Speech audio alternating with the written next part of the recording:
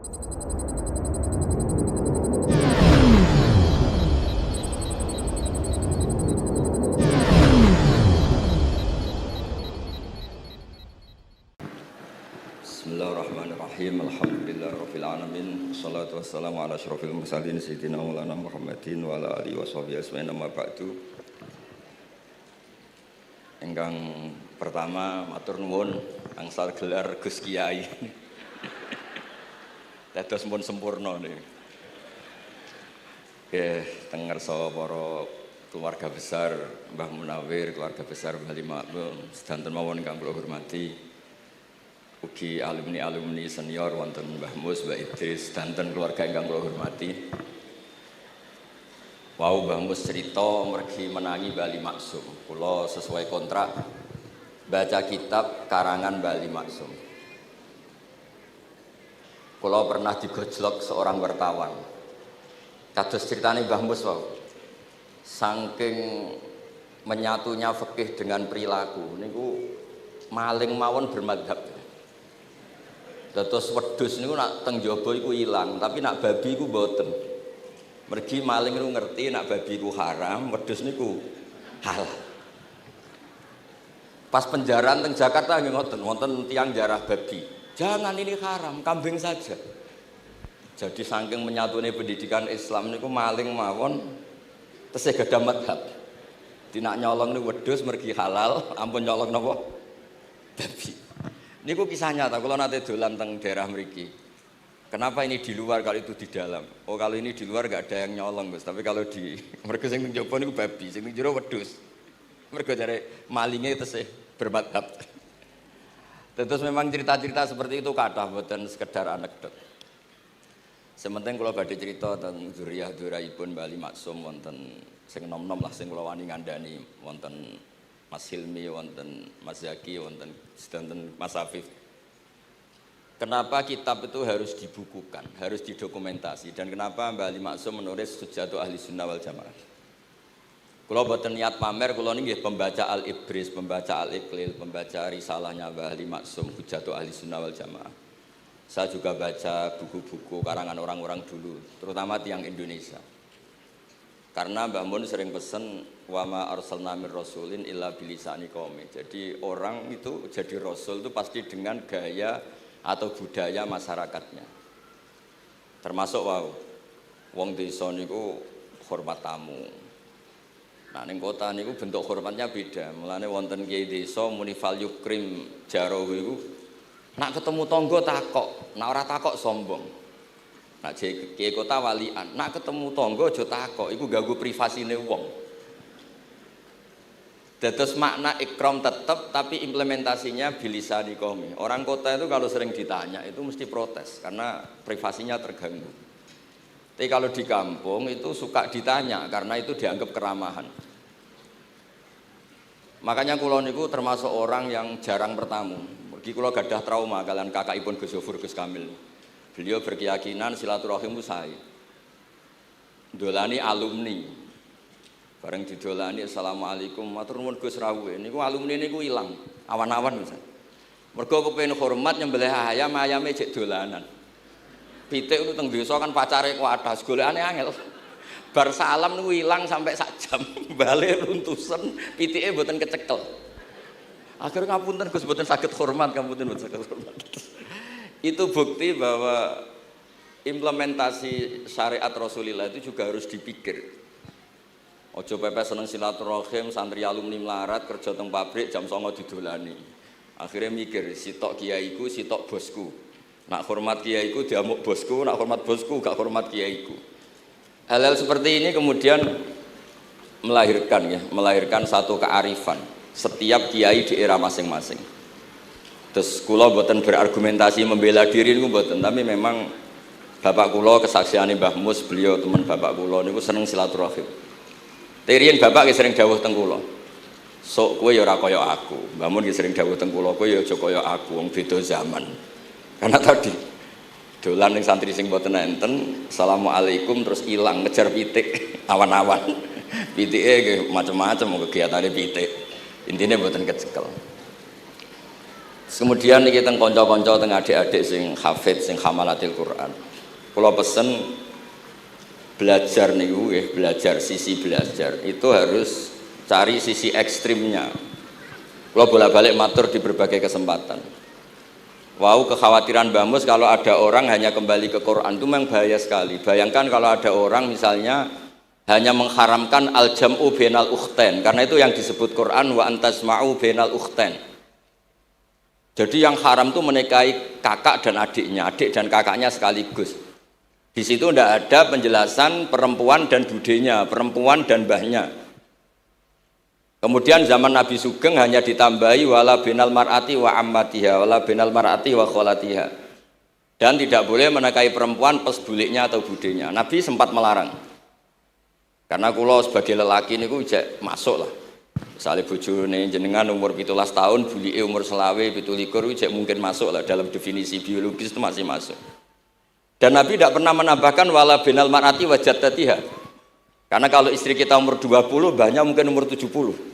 Itu kira-kira enggak usah dilarang ya ora kepikiran lah. Ini orang kepikiran ya rada sableng. Nah, kemudian kalau hanya kembali ke Quran, nanti kita hanya mengharamkan al-jam'u bainal ukhtain karena itu yang disebut Al-Qur'an. Wa antasma'u bainal ukhtain. Lalu lahirlah pakar-pakar balaghah. Itu disebut min itlaqil ba'di wa iradatil kul, yang disebut ukhtain tapi maknanya bainal mar'ataini sing bainahuma ada mahram atau ada mahramiyah. Antasma'u al mar'ataini sing bainahuma mahramiyatun. Jadi barokahnya ngaji sama ulama itu kita tahu duduk perkaranya. Ini lafadz yang mewakili atau lafadz yang sebenarnya atau lafadz yang simbolis. Lafadz simbolis itu saking mangkelnya Allah. Itu kalau ada orang salah itu disebut wa ja'ala minhumul qiradata wal khanazira wa abadat tauhid. Jadi kalau misalnya dalam penelitian tidak pernah ada orang yang dirubah Allah menjadi kera, menjadi babi. Itu kita masih bisa menganalisis itu saking ibaratun an ghadabillah, atau diistilahkan balaghah ini tasbih yang balik sehingga ada tuh tasbih dibuang. Jadi kalau orang Arab senang seseorang masih bilang Zaidun kal bakhri, tapi kalau senang banget bilang Zaidun bakhrun. Kalau gantengnya belum ganteng banget masih dibilang Zaidun kal badri, tapi kalau sudah ganteng banget kayak Rasulullah SAW disebut anta samsun anta badrun, kaf taswihnya dibuang dan itu ablagh lebih balik. Jadi PR kita sebagai ahli Quran ini adik-adik itu tidak selesai. Utamanya ya implementasi keseharian kita sebagai panutan lah, kalau boleh GR sebagai panutan. Kula niku teng Narukan nggih tiyang jangkar kula nggih kathah, karena ya saya ada pernah Pak D, Pak Ali. Kula nggih tiap hari nggih teng Tegal nggih, malam pun terencanakan ambek uzlah dadi kula niki pun matur Gus Afif. Niki kontrak kula pun bar, kitabe Bali ben diwaca putu-putune, kok enak ngongkon wong liya terus. Terus ngengken tiyang ngeten iki ya rada masalah saja. Jane kitabe bae diwaca putune. Dulu itu biasa. Taqiyuddin As-Subki ngarang kitab disarai putrane. Dulu itu biasa. Imam Haromen ngarang kitab, ya semuanya bapak ngarang disarai anaknya, anak ngarang disarai cucunya, itu biasa dulu. Kalau sekarang enggak, mbahnya ngarang kula kan maca. Putune karek ngrungokno, nak cocok dilem, nak ora dikritik. Terus saya minta ya, tradisi kula niku mboten sombong. Di hallnya Bapak itu saya tiap hallnya Bapak mesti baca kitab. Mboten nate ngundang sinten-sinten. Perkara ini tiyang NU niku ora usah diundang wis teko. Mboten wonten undangan sing teko mun kuwatah. Mbok saking senenge wong alim, mbok saking senenge bingung mboten ngerti, soalnya ora diundang teko. Ya akhirnya kula bingung, ora hormat iku dosa. Hormat iku sing teko iku ninggal kewajiban ngurusi bojone, timbang ngurusi bojo ribet nekani khol. Timbang mulang madrasah buncai buling-buling bisa roi sithik nekani khol. Lah terus kadang-kadang tiyang lunga niku nggih pelarian mboten mesti hormat. Niku penelitian niku sampean cek. Terus niki kula cerita pentingnya belajar Quran. Kemudian tradisi kita termasuk tradisi Bali Mbah Munawir. Kula tahu banyak lah tentang cerita Mbah Munawir karena nggih bapak saya itu hafal Quran, mbah saya hafal Quran, dan diantara sanadnya pasti lewat Mbah Munawir. Quran di Indonesia itu kalau nggak lewat Mbah Munawir, diantaranya lewat Kiai Said Sampang. Sekarang sudah generasi ketiga kalau nggak keempat yang sekarang, kalau nggak salah Kiai Rafiq bin Mansur bin Kiai Said. Dan di keluarga kula nggih, keluarga Lasem sama keluarga Damaran di Kudus. Dulu itu di antara keagungan Quran itu keahliannya ulama memberi penjelasan. Sebab itu disebut wal kitabil mubin, punya kemampuan mencerahkan. Kalau memberi analogi, kalau kita belajar Ihya, itu hal yang tidak masuk akal itu menjadi masuk akal. Misalnya begini, orang tuh kalau dirasani itu harusnya seneng karena itu app kamu dibuka dan kamu menjadi tahu. Lau akhbaroka mukhbirun bi anna fi jubbatika akroban aw hayatan akun tataskuruhu. Kalau ada orang memberitahu saya bahwa di baju kamu ada kalajengking atau ada ular berbisa, kira-kira saya matur nuwun apa enggak? Harusnya matur nuwun karena itu bahaya sekali kalau ada di tubuh saya. Harusnya ketika orang itu dikritik dengan kesalahan yang nyata, bukan fitnah, kesalahan yang nyata. Kesalahan Anda itu lebih mudirrah fi dunyaka wa akhiratik. Kesalahan Anda itu bahaya sekali di dunia dan akhirat. Sekarang kamu menjadi tahu karena dikasih tahu. Harusnya matur nuwun sama yang ngasih tahu. Kama anna huzati lau akhbaroka mukhbirun fi anna fi jubbatika hayatan akroban akun tataskuru. Pasti kita terima kasih.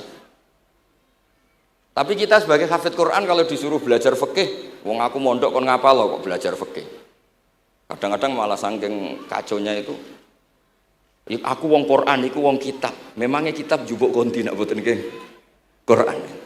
Jadi masalah-masalah yang saya sering dikelui beberapa kiai termasuk Gus Kafabi Lirboyo pernah cerita, saking nggak pernah ngajinya, ada orang takut mutah karena hamil pas sholat ngunyah permen.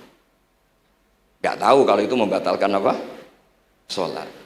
Jadi banyak cerita-cerita nyun sewu tanpa ingin tangkis merendahkan hafidh-hafidhah kita, hamalatul Quran, hamilat ini ada masalah fiqhiyah keseharian.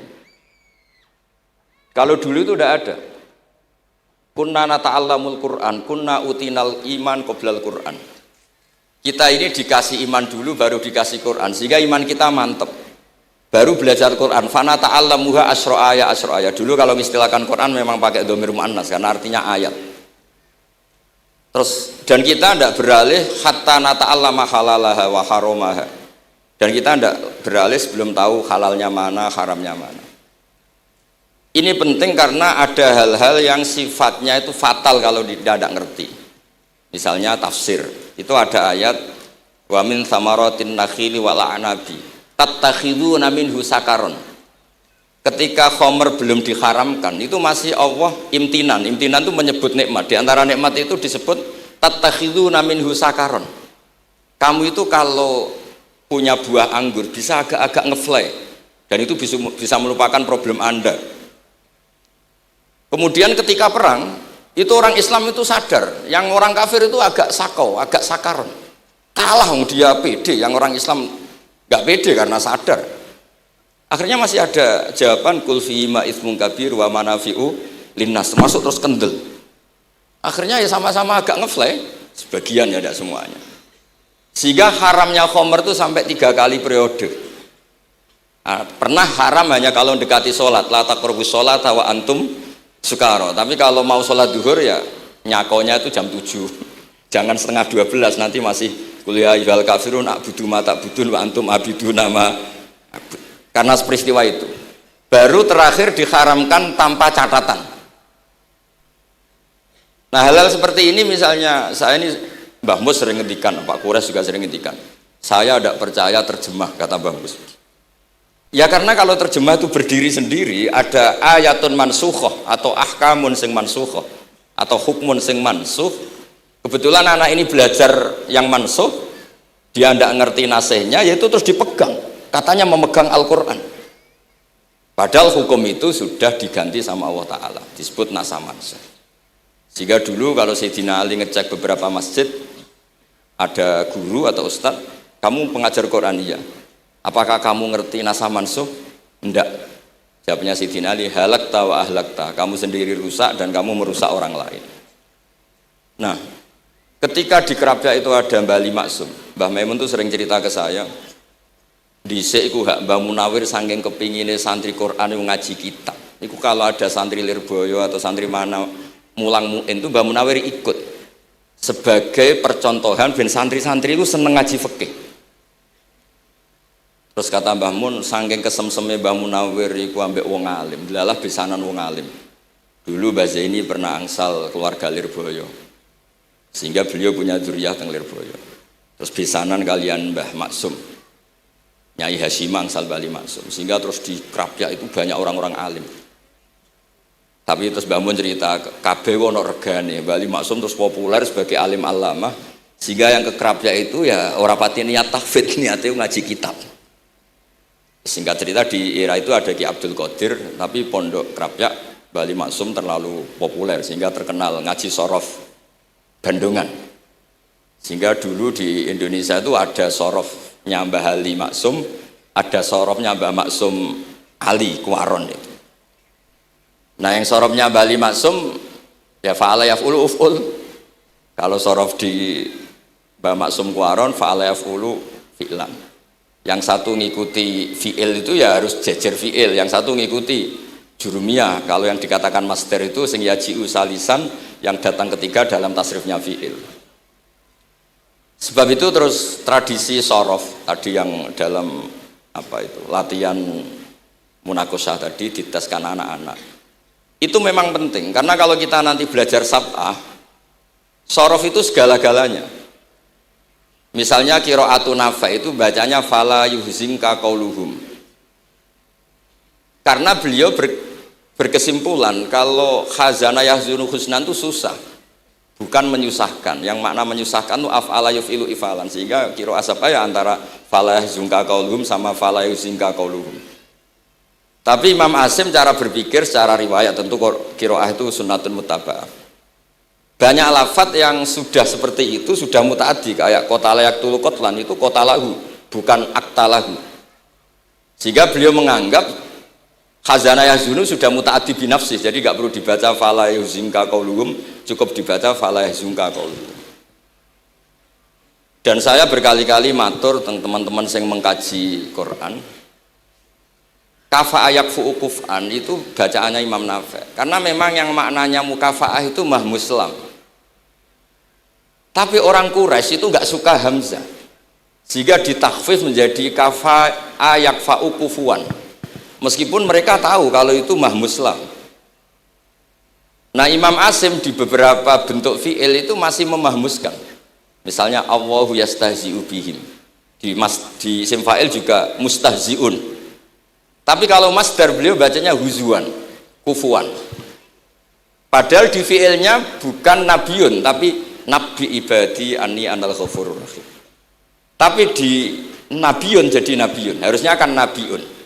Fa innan nabiyya man naba'a anillah. Dikatakan nabi itu orang yang menceritakan ketentuan Allah. Harusnya nabiun. Jika qiraatun Nafi' ya tetap wan nabiin, ya ayyuhan nabiu. Nah, berkahnya Mbah Munawir orang terus menjadi tahu qiraat sab'ah. Dan berkahnya Mbah Ali kemudian orang tahu duduk perkaranya. Kalau nabiun dari nabiun bimakna man akhbaro anillah. Dan terus berkahnya wow, kalau saya boleh GR berkah Gus Gofur kula berkah ngeten-ngeten iki duka Kiai Peres napa Kiai Media iki mboten roh. Berkah ini terus kula ngomong terus. Saya tidak khawatir salah, bukan karena saya maksum ndak. Wong Islam pun pinter. Nak bener minallah, nak salah kok Gus Bah. Jadi kula niku madlum. Jadi penak wong Islam niku penak. Kula niku sering tahajud nak ndonga ya Allah, kula niku pede mawon nerangno Quran. Mergo tiyang Islam pun sae.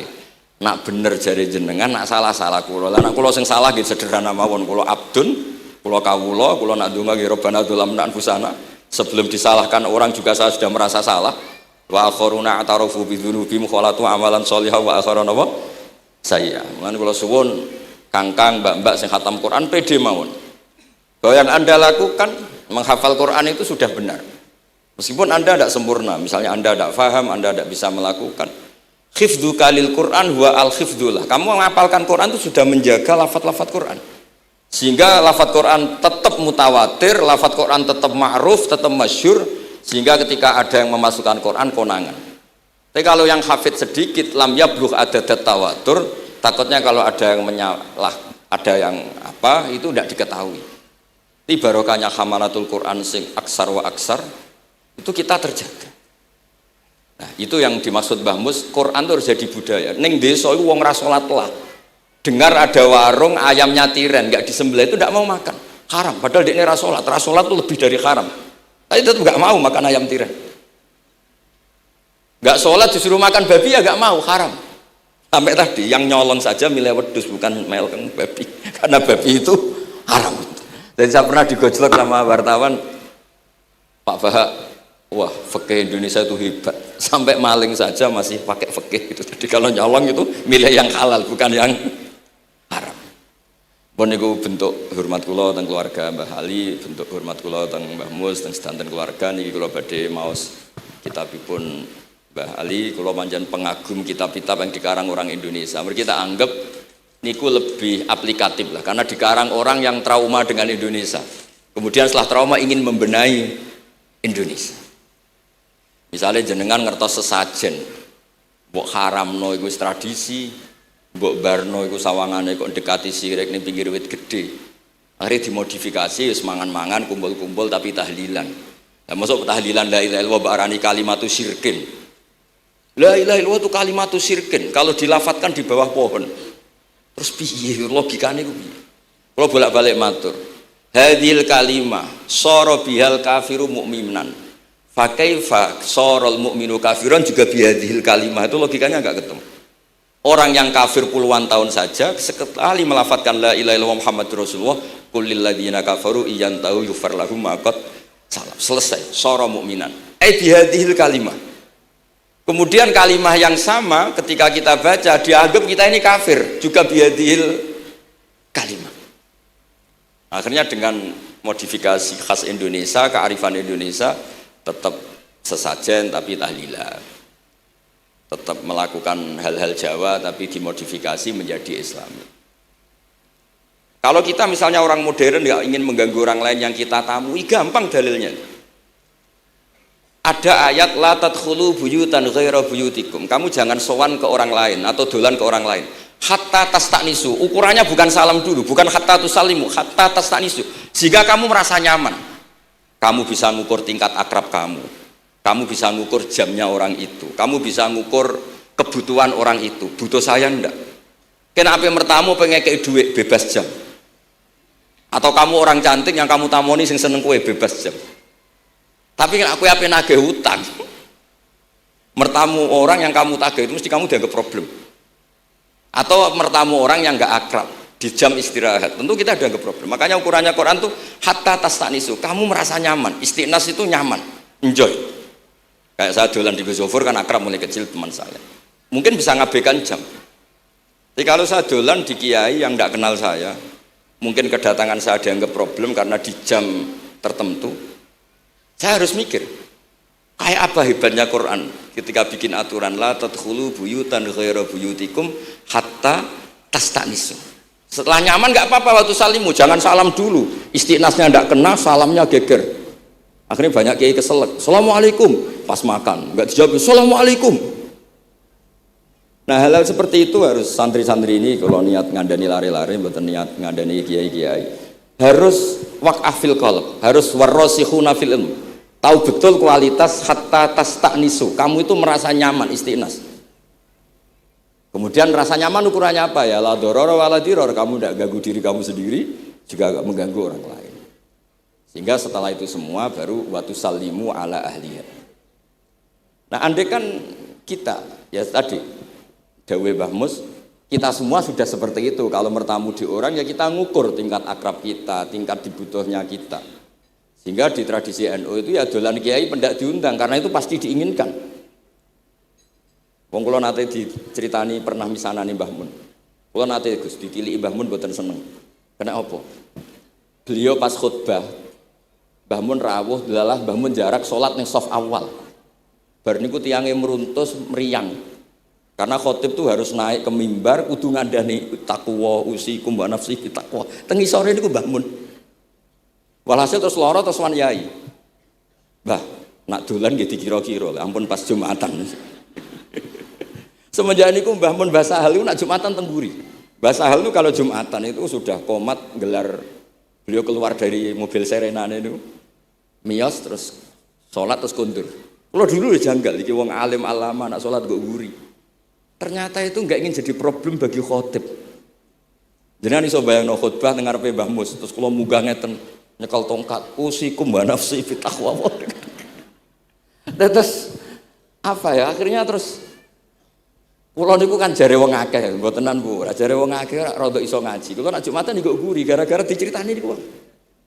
Ternyata khotibe ge cerita kula, matur nuwun Gus, pokoke nak pas Jumatan aja ketok. Dianggap musibah, kedatangan kula itu dianggap musibah. Nah, hal seperti itu ya ukurannya gampang, kata napa? Tastanis. Pun niki kula mau terakhir niki, Pak niki Gus Ilmi, Gus niku sing Gus Hafiz pokoke sing waris-waris niki. Niki cerita kemarahanipun Mbah Ali Maksum ngadepi firqah-firqah kelompok-kelompok sing mboten jelas nih. Oleh ngendikan niku kula masih ingat karena saya khatam kitab ini itu 2 kali. Nggih khatam tenan maksudnya kula sinaoni terus padanan dalil yang beliau sebut tak cari sampai ketemu bener-bener kula cari. Ya saya ulang lagi. Dalil padannya kula cari terus emosi-emosi beliau juga tak tulis karena beliau di antara yang diceritakan itu sampai ngendikan wahal bi jununun, kata beliau, apa saya ini sudah gila ketika saya fatwa misalnya orang nggak boleh ziarah Rasulullah Shallallahu Alaihi Wasallam, itu artinya menghalangi orang ketemu nabinya. Makanya bener Mbah Mus tadi ada orang tuh debat wiridan itu sunat atau ora, dalile piye? Terus ada orang yang provokasi gini, kamu dikatakan bid'ah setelah sholat gak wiridan, kowe iku ben ora nyebut Allah. Terus kepikiran matur kula, wis Agus bar salat itu pokoke aku wiridan. Cek bid'ah cek ora, wong kok ora oleh eling Allah. Wis gak usah dalil-dalilan. Dadi pertama diprovokasi, wiridan model ngono iku ora ono sanate, ora ono hadise. Singkat cerita seorang ini meninggalkan wiridan. Terus ketemu orang NU yang kebetulan rapati iso ngaji tapi pinter logika. Kowe ora tau wiridan saiki nek bar salat, ora tau, enggak ada hadisnya gini-gini. Kowe iku dibodoni, ben kowe iku ora tau nyebut Allah, ora eling Allah. Muring-muring tiang nu. Akhirnya anggar bar salat wiridan. Mboten dalil-dalilan cara Mbah Mus, mboten dalil-dalilan. Lah niki nak cara Mbah Maksum istilahno betapa kaconya orang sing yahulu bainahu wa baina nabi. Memisahkan orang itu dengan nabinya Muhammad sallallahu alaihi wasallam. Kata Mbah Ali, wala zima kadzalik ayyakuna ulamaul Islam min awali hadil ummah ilal yaumi fi khata'in azim haitsu annahum ya'taqiduna fi kutubihim ad-diniyah al-abwab wal fusul yadhkuruna fiha ziyaratahu sallallahu alaihi wasallam. Kata beliau, wa inni bima ahmidu min laqabi kiai amuru wa usaddidu fil amri kullu mu'minin ayasudda rahlahu tariklahu ila ziyarati. Jadi beliau sendiri di sini juga dan saya atas nama sudah diberi gelar kiai memberi fatwa begini. Jadi di kitab Sajaratul Ma'arif itu ada babu dzikri rajul manaqiba nafsi. Orang itu kadang harus sombong, menyebut kelebihannya sendiri. Kayak Nabi Yusuf ngendikan inni hafizun alim. Nabi Sulaiman juga ngendikan wa utina min kulli syai'. Itu bukan sombong, tapi cara beliau untuk memaklumatkan. Saya belum pernah merasa ahli tafsir. Tapi kan kita khawatir kalau ada tafsir yang cara Mbah Mus tadi kiai produk sendiri. Akhirnya kalau mau tafsir, saya pernah ngaji Mbah Maimun, ngaji Bapak, saya baca kitab Al-Ibris, baca Al-Iqlil, baca terjemah Kemenak, baca terjemahnya Pak Quraisy, baca terjemahnya Imam Sa'rawi, baca banyak lah yang saya baca, termasuk membaca kitab-kitab dulu mulai tafsir Tobari, tafsir apa saja yang saya bisa tak baca. Bukan karena saya merasa tahu enggak, tapi kayak apa umat ini kalau dapat ilmu dari orang yang tidak kredibel. Kalau misalnya itu sombong, nah sekarang dokter gigi juga nulis, dokter gigi, dokter jantung. Itu kalau nggak nulis ya nggak tahu kan barokahnya.